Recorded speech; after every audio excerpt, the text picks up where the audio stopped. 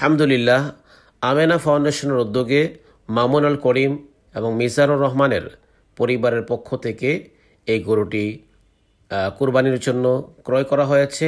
ঈদের তৃতীয় দিন উপকূলীয় এলাকা বাগেরহাটের শরণখোলার পূর্ব খুরিয়াখালী গ্রামের অসহায়, দরিদ্র এবং দুস্থ পরিবারের মাঝে এর গোশত বিতরণ করা হবে। গত বছরও আমেনা ফাউন্ডেশনের পক্ষ থেকে এই গ্রামটিতে গরু কোরবানি করা হয়েছিল এবং দরিদ্র এবং পীড়িত অসহায় পরিবারে এর গোশত বিতরণ করা হয়েছিল।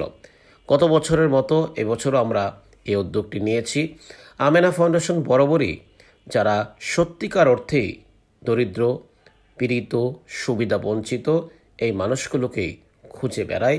এই বছরও এর ব্যতিক্রম ঘটেনি।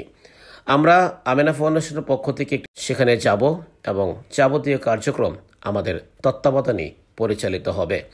উল্লেখ্য, এই গ্রামটি একেবারেই সুন্দরবনের সীমানার সাথে লাগোয়া এবং এই গ্রামে গত বছর আমরা জেনেছি যে মাত্র একটি পরিবার কোরবানি করেছিল।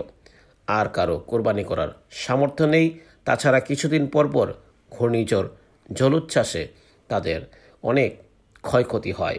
কাজেই আমেনা ফাউন্ডেশন সঠিক জায়গায় নির্বাচন করেছে। আশা করি আমেনা ফাউন্ডেশন তাদের কার্যক্রম এই দরিদ্র অঞ্চলটিতে অব্যাহত রাখবে। যাই হোক, আজকে আর কথা বাড়াতে চাই না। সবাই দোয়া করবেন, আল্লাহ তাআলা আমাদের এই কোরবানি কার্যক্রমকে কবুল এবং মঞ্জুর করুন।